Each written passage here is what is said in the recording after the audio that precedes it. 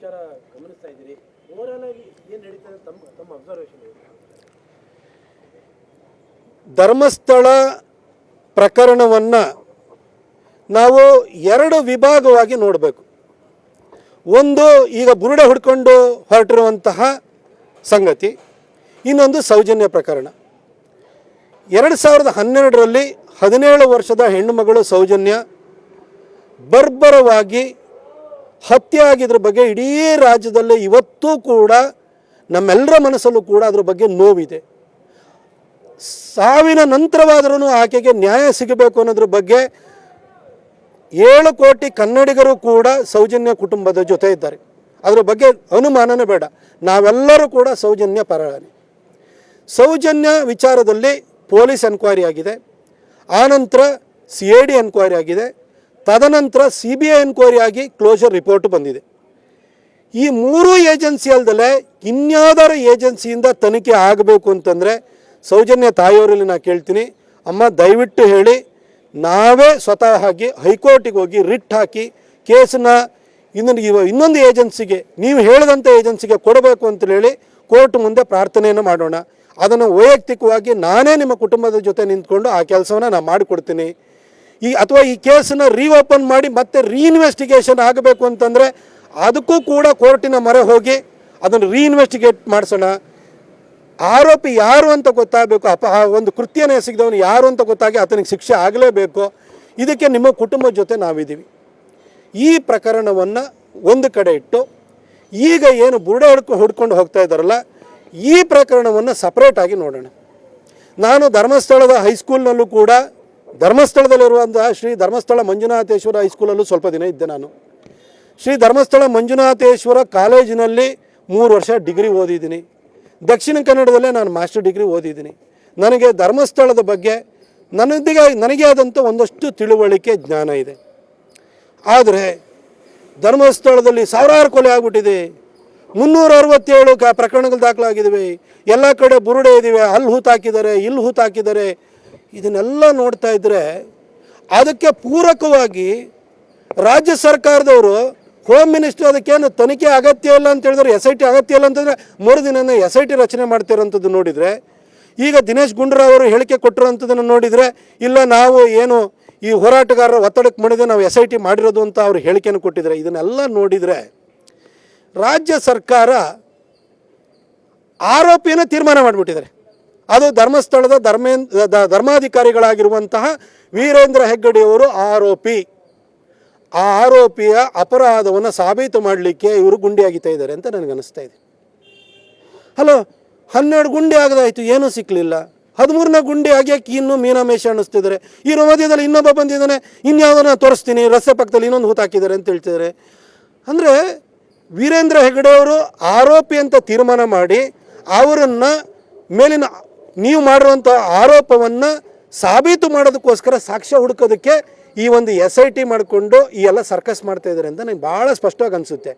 ಆ ಚೆನ್ನಯ್ಯ, ಆ ಅನಾಮಿಕ ಇದನ್ನೆಲ್ಲ ಚೆನ್ನಯ್ಯನ ನೀವು ಆತನ ಪೂರ್ವಾಪರಗಳ ಬಗ್ಗೆನೂ ಕೂಡ ನೀವು SIT ಅವರು ಇನ್ವೆಸ್ಟಿಗೇಷನ್ ಮಾಡಿದಿರಲ್ಲ ಸರ್.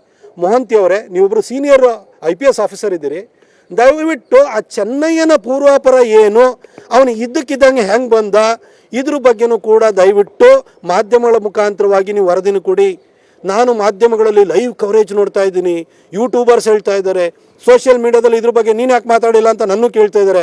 ನಾನು ಧರ್ಮಸ್ಥಳದಲ್ಲೇ ಓದಿದವನಾಗಿ ಅದ್ರ ಬಗ್ಗೆ ಒಂದಷ್ಟು ಜ್ಞಾನವನ್ನು ಇಟ್ಕೊಂಡು ನನಗೆ ಆಶ್ಚರ್ಯ ಆಗ್ತಿದೆ. ಏನು ಅಂತಂದರೆ 350 ಕೊಲೆ ಆಗಿದೆ, 1000 ಕೊಲೆ ಆಗಿದೆ ಅಂತ ಹೇಳಿದರೆ, ಏನು ಧರ್ಮಸ್ಥಳದ ಧರ್ಮಾಧಿಕಾರಿ ಆಗಿರುವಂಥ ವೀರೇಂದ್ರ ಹೆಗ್ಗಡೆಯವರು ಏನು ದಾವೂದ್ ಇಬ್ರಾಹಿಮು, ಹಾಜಿ ಮಸ್ತಾನು, ಕರೀಂ ಲಾಲಾಗಿಂತ ದೊಡ್ಡ ಡಾನ ಅಂತ ನನಗೆ ಆಶ್ಚರ್ಯ ಆಯಿತು. ಇರ್ಬೋದೇನಪ್ಪ, ನಮಗೊಂಥರ ಅನುಮಾನ ಆಗಿಬಿಟ್ಟು ಈ ಎಲ್ಲ ಆಗಿಲಿ ಅಂತ ನಾನು ಸುಮ್ಮನೆ ಇದ್ದೆ, ಅದಕ್ಕೋಸ್ಕರ ಹೇಳಿಕೆ ಕೊಟ್ಟಿರಲಿಲ್ಲ. ಆದರೆ ಆಗದಾಗ ಏನೂ ಸಿಗ್ತಾ ಇಲ್ಲ, ಬರೀ ಕಲ್ಲು ಮಣ್ಣು ಸಿಗ್ತಾ ಇದೆ. ಯಾವುದೋ ಒಂದು ಸಣ್ಣ ಮೂಳೆ ತುಂಡಿ ಸಿಕ್ಕಿದೆ, ಅಲ್ಲಿ ಯಾವುದೋ ಹೆಣ್ಮಕ್ಳನ್ನ ಹೂತಾಕಿರೋಂಥದ್ದು ಇಲ್ಲವೇ ಇಲ್ಲ. ಇದಂದ್ರೆ ವ್ಯವಸ್ಥಿತವಾದಂಥ ಪ್ರಯತ್ನ ನಡೀತಾ ಇದೆ. ಆಯಿತು, ನೀವು ಧರ್ಮಸ್ಥಳ ಧರ್ಮಾಧಿಕಾರಿ ಆದಂಥ ವೀರೇಂದ್ರ ಹೆಗ್ಗಡೆಯವರನ್ನು ನೀವು ಆರೋಪಿ ಸ್ಥಾನಕ್ಕೆ ಯಾಕೆ ತಂದಿದ್ದೀರಿ? ಯಾಕಾಗಿ SIT ಅವರು ಪ್ರತಿನಿತ್ಯನೂ ಕೂಡ ಅವನು ತೋರಿಸಿದ ಗುಂಡಿನೆಲ್ಲ ಆಗಿತಾ ಇದ್ದೀರಿ? ಆಯಿತು, ಇಲ್ಲಿವರೆಗೆ ಏನಾದ್ರು ಸಿಕ್ಕಿದೆಯಾ? ಅವನು ಫಸ್ಟ್ ಎನ್ಕ್ವೈರಿ ಮಾಡಿ. ಅದು ಯಾವುದೂ ಮಾಡ್ತಿಲ್ಲ. ಆದ್ರೆ ಧರ್ಮಸ್ಥಳದಲ್ಲಿ ಈ ಥರದ್ದು 367 ಪ್ರಕರಣಗಳಿದ್ದಾವೆ, ಈ ಥರದ್ದು ಕೊಲೆ ನಡೆದಿದ್ದಾವೆ ಅಂತೇಳಿ ಹೇಳಿಬಿಟ್ಟು ಒಬ್ಬ ಅಡ್ವೊಕೇಟು ಮುಂದೆ ಬಂದಿದ್ದಾನೆ, ಆತನ ಹೆಸರು ಬಾಲನ್ ಅಂತೇಳಿ ಹೇಳಿ. ಆ ಬಾಲನ್ನು ಇನ್ನೊಬ್ಬರು ಮೊಬೈಲ್ ತೋರಿಸ್ತಾರೆ, ಅದರೊಳಗಡೆ ದಾಖಲೆ ಇದೆ ಅಂತ. ದಯವಿಟ್ಟು ಬನ್ನಿ ಸರ್, ದಾಖಲೆ ಕೊಡಿ. ನಾನು ಈ ಅಡ್ವೊಕೇಟ್ ಇದಾರಲ್ಲ, ನಾನು ಹಿಂದೂ ಸಮಾಜಕ್ಕೆ ಈ ಒಂಥರ ಪ್ರಜ್ಞಾವಂತಿಕೆನ ಕಳ್ಕೊಂಡಿರುವಂತಹ ಹಿಂದೂ ಸಮಾಜ, ಇದಕ್ಕೆ ನಾನು ಕೇಳಲಿಕ್ಕೆ ಬಯಸ್ತೀನಿ, ಈ ಆರೋಪ ಮಾಡ್ತಿದ್ದಾರಲ್ಲ ಅವರ ಪೂರ್ವಾಪರಗಳನ್ನು ಒಂದು ಸರಿ ನೋಡಿ. ಸೌಜನ್ಯ ಪ್ರಕರಣಕ್ಕೆ ನ್ಯಾಯ ಕೊಡಿಸೋದು ಒಂದು ಸೈಡು, ಈಗ ಧರ್ಮಸ್ಥಳವನ್ನು ಟಾರ್ಗೆಟ್ ಮಾಡಿಕೊಂಡು ನಡೀತಾ ಇರುವಂಥ ಪ್ರಚಾರಾಂದೋಲನವನ್ನು ಪ್ರತ್ಯೇಕವಾಗಿ ನೋಡಿ. ಅಲ್ಲಿ ನಮ್ಮ ನಂಬಿಕೆಗೆ ಹೊಡೆಯುವಂತಹ ಧರ್ಮಸ್ಥಳ ಶ್ರೀ ಕ್ಷೇತ್ರದ ಬಗ್ಗೆ ಅಪನಂಬಿಕೆ ಬರೆಸುವಂತಹ, ಅಲ್ಲೋಗಿ ಗುದ್ಲಿ ಹಾಕ್ತೀವಿ, ಹಾರೆ ಹಾಕ್ತೀವಿ, ಒಡೆದು ಹಾಕ್ತೀವಿ ಅಂತ ಹೇಳ್ತಿದಾರಲ್ಲ, ಇವರು ಯಾರು ಮಾಡ್ತಾ ಇರೋರು? ಈ ಅಡ್ವೊಕೇಟ್ ಯಾರು? 2008ರಲ್ಲಿ ಬೆಂಗಳೂರಿನಲ್ಲಿ ಸರಣಿ ಬಾಂಬ್ ಬ್ಲಾಸ್ಟ್ ಆಯಿತು. ಆರೋಪಿಗಳ ಪರವಾಗಿ, ಆ ಪುಂಡ ಮುಸಲ್ಮಾನರ ಪರವಾಗಿ ವಕಾಲತ್ತು ವಹಿಸಿದವನು ಯಾರು? ಇದೇ ಅಡ್ವೊಕೇಟು. ಮಲ್ಲೇಶ್ವರಂ BJP ಆಫೀಸ್ ಮೇಲೆ ದಾಳಿ ಆಯಿತು, ಅದರ ಮೇಲೆ ಅದರ ಆರೋಪಿಗಳ ಪರವಾಗಿ ವಕಾಲತ್ತು ವಹಿಸಿದವರು ಯಾರು? ಇದೇ ವ್ಯಕ್ತಿ. ರುದ್ರೇಶ್ ಮರ್ಡರ್ ಕೇಸ್ ಆಯಿತು, ಆ ಮರ್ಡರ್ ಮಾಡಿದಂಥವ್ರ ಪರವಾಗಿ ವಕಾಲತ್ತು ವಹಿಸಿರೋ ವ್ಯಕ್ತಿ ಯಾರು? ಇದೇ ಅಡ್ವೊಕೇಟು. ಹಾಗೆ DJ ಹಳ್ಳಿ KJ ಹಳ್ಳಿ ಪ್ರಕರಣದಲ್ಲಿ ಅಖಂಡ ಶ್ರೀನಿವಾಸ ಮೂರ್ತಿಯವರ ಮನೆ ಮೇಲೆ ದಾಳಿ ಆಯಿತು, ದೊಂಬಿ ಆಯಿತು, ಪೊಲೀಸರ ಮೇಲೆ ದಾಳಿ ಆಯಿತು. ಆ ದಾಳಿ ಮಾಡಿದಂಥವ್ರ ಮೇಲೆ ಅವ್ರ ಪರವಾಗಿ ವಕಾಲತ್ತು ವಹಿಸ್ತಾರ ಯಾರು? ಇದೇ ಅಡ್ವೊಕೇಟು.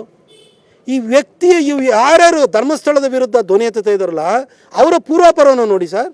ನೀವೇನಾದ್ರೂ ಕೂಡ ಇಸ್ಲಾಂ ಧರ್ಮದ ಬಗ್ಗೆ, ಅಲ್ಲಿರುವಂಥ ಅನಾಚಾರಗಳ ಬಗ್ಗೆ, ಅಲ್ಲಿ ಏನು ಮುಲ್ಲಾಗಳು ಮೌಲ್ಯಗಳು ಮಾಡೋದ್ರ ಬಗ್ಗೆ ಏನಾದರೂ ಪ್ರಶ್ನೆ ಮಾಡಿಬಿಟ್ರೆ ಸರ್ ತನ್ಸೆ ಜುದಾ, ರುಂಡವನ್ನು ಮುಂಡವನ್ನು ಕಡೆ ಮಾಡ್ತೀವಿ ಅಂತ ಹೇಳ್ತಾರೆ. ಅಂಥವನು ಬಂದು ನಮ್ಮ ಧರ್ಮಾಧಿಕಾರಿ ಬಗ್ಗೆ ಈ ರೀತಿ ತುಚ್ಛವಾಗಿ ಮಾತಾಡ್ತಾನೆ, ಅವನನ್ನೇ ನೀವು ನಂಬ್ತೀರಿ. ಸೌಜನ್ಯ ಪ್ರಕರಣವನ್ನು ಈ ಪ್ರಕರಣವನ್ನು ಮಿಕ್ಸ್ ಮಾಡೋಕ್ಕೆ ಹೋಗಬೇಡಿ.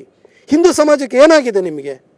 ಇಷ್ಟೊಂದು ನೀವು ಯಾರೋ ಹೇಳಿದ್ದನ್ನು ನಂಬಿಕೊಂಡು ಈ ರೀತಿ ಕ್ಷೇತ್ರದ ಬಗ್ಗೆ ಅಪನಂಬಿಕೆಯನ್ನು ನಮ್ಮವರನ್ನೇ ಒಂದು ರೀತಿ ಕಟಕಟಗೆ ತಂದು ನಿಲ್ಲಿಸುವಂಥದ್ದನ್ನು ಯಾಕೆ ಮಾಡ್ತಾ ಇದ್ದೀರಿ? 100% ಆರೋಪಿ ಫಿಕ್ಸು ವೀರೇಂದ್ರ ಹೆಗ್ಗಡೆ ಅವರು. ಅವ್ರನ್ನ ಅದನ್ನು ಸಾಬೀತು ಮಾಡೋಕ್ಕೆ ಸಾಕ್ಷ್ಯ ಹುಡುಕ್ತಾ ಇದ್ದಾರೆ ಈ ಸರ್ಕಾರ. ಅಲ್ಲಿ ಕೋಳಿ ತಿನ್ಕೊಂಡು ಮೀನು ತಿನ್ಕೊಂಡು ಧರ್ಮಸ್ಥಳಕ್ಕೆ ಹೋದಂಥವ್ರದ್ದು ಉದ್ದೇಶ ಶುದ್ಧಿ ಇರೋಕ್ಕೆ ಸಾಧ್ಯನಾ? ಇವ್ರು ಮಾಡ್ತಾ ಇರುವಂಥದ್ದು ಇದು. ಈಗ ಇತ್ತೀಚೆಗೆ ಬೆಂಗಳೂರಿನಲ್ಲಿ ಗಾಳಂಜನೇಯ ಸ್ವಾಮಿ ದೇವಸ್ಥಾನವನ್ನು ಕಬಳಿಸ್ತಾ ಇದ್ರು, ಅದನ್ನು ಮುಜರಾಯಿ ಇಲಾಖೆಗೆ ತೊಗೊಂಡ್ರು. ಅದೇ ರೀತಿ ಈಗ ಧರ್ಮಸ್ಥಳವನ್ನು ಕಬಳಿಸ್ಬೇಕು, ಅದಕ್ಕೋಸ್ಕರ ಹೊರಟಿದ್ದಾರೆ. ಹಿಂದೂಗಳ ನಂಬಿಕೆ ಹೊಡೆಯುವಂಥ ಒಂದು ವ್ಯವಸ್ಥಿತ ಪ್ರಯತ್ನ ಆಗ್ತಿದೆ. ನೀವು ಇಲ್ಲಿ ಅಷ್ಟೊಂದು ಕೊಲೆಗಳು ನಡೆದಿದ್ದಾವೆ ಅಂತಂದರೆ ಇಷ್ಟು ಗುಂಡಿ ತೆಗೆದ್ರಲ್ಲ, ಎಲ್ಲಿ ಸಿಗ್ತಾನೆ ಇಲ್ವಲ್ಲ. ಹೂತಾಕಿದವನು ಚೆನ್ನಯ್ಯ ಇಲ್ಲಿ ಹೂತಾಕಿದ್ದೀನಿ, ಅಲ್ಲಿ ಹೂತಾಕಿದ್ದೀನಿ, ಎಲ್ಲಿ ಹೂತಾಕಿದ್ದೀನಿ, ಎಲ್ಲಿದೆ? ಇಷ್ಟಾಗಿಯೂ ಕೂಡ ನೀವು ಪ್ರತಿನಿತ್ಯನೂ ಕೂಡ ಕ್ಷೇತ್ರದ ಬಗ್ಗೆ ಅಪನಂಬಿಕೆ ಬರುವಂತಹ ಎಲ್ಲ ಕೆಲಸವನ್ನು ಕಸರತ್ತನ್ನು ನೀವು ಮಾಡ್ತಿದ್ದೀರಿ.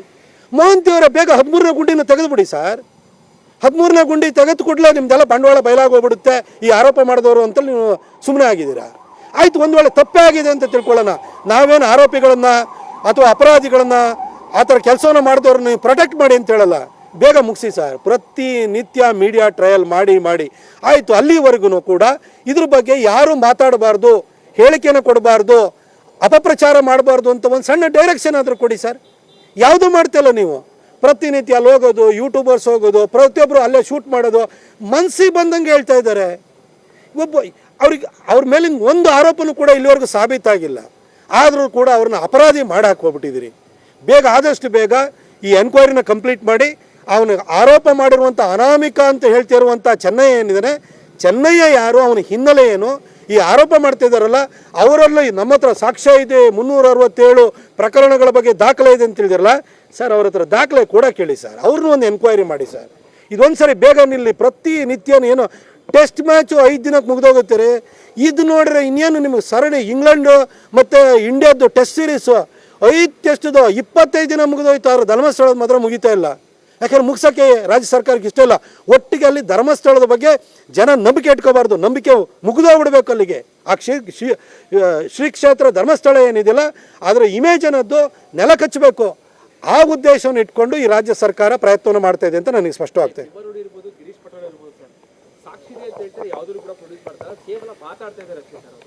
ನಾನು ಅದನ್ನೇ ಹೇಳ್ತಾ ಇರೋದು. SIT ರಚನೆ ಮಾಡಿದಿರಲ್ಲ, ಸೀನಿಯರ್ ಮೋಸ್ಟ್ ಪೊಲೀಸ್ ಆಫೀಸರ್ಸ್ ಇದ್ರು, 3 ಜನ IPS ಆಫೀಸರ್ಸ್ ಇದ್ದೀರಿ. ನಿಮಗೆಲ್ಲರಿಗೂ ಕೂಡ ಭಾಳ ನಿಮಗೆ ಏನು ಅನುಭವ ಇದೆ. ಪೊಲೀಸ್ ಡಿಪಾರ್ಟ್ಮೆಂಟಲ್ಲಿ ಇಂಥ 16 ಕೇಸ್ಗಳನ್ನ ನೋಡಿದಿರಿ. ಬೇಗ ಮುಗಿಸಿ ಸರ್. ಟಾರ್ಗೆಟ್ ಅಂತ ಅನ್ನಿಸ್ತಾ ಇದೆ. ಇದ್ರ ಬಗ್ಗೆ ಈಗ ಅವನು ಯಾರೋ ಒಬ್ಬ ಸಮೀರ ಅನ್ನೋನು ಅವನ ಧರ್ಮದ ಬಗ್ಗೆ ಮಾತಾಡಿದ್ರೆ ಬಿಡ್ತಿದ್ರ ಕುದಿಯ ಕಳಿತೀವಿ ಅಂತ ಬರ್ತಾರೆ. ನಮ್ಮ ಧರ್ಮಾಧಿಕಾರಿ ಬಗ್ಗೆ, ನಮ್ಮ ಧರ್ಮಕ್ಷೇತ್ರದ ಬಗ್ಗೆ ಏನು ಬೇಕಾದರೂ ಮಾತಾಡ್ಬೋದಾ ಹಾಗಾದರೆ?